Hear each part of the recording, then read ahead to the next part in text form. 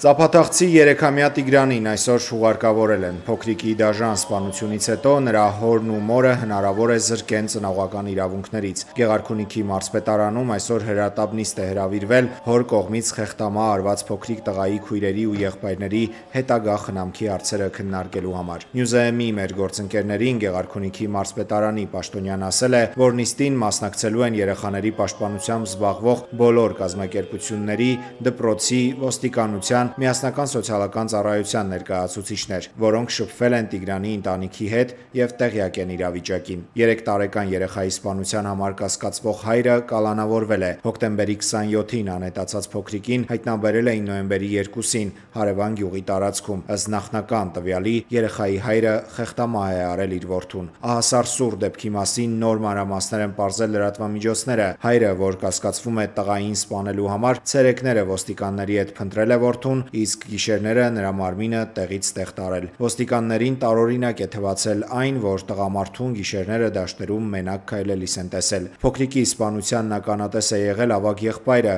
որը համր է, չի խոսում, սակայն դեպքից հետո, երբ հարցնում էին եղբոր մասին, ձեռքով բռնում էր կոկորդը։ 3-ամյա Տիգրանի ընտանիքն ապրում է ծայրահեղ աղքատության մեջ։ Զմռանը փոքր տանը միասին ապրում են 14 հոգի, նրանցից 9 երեխաներ։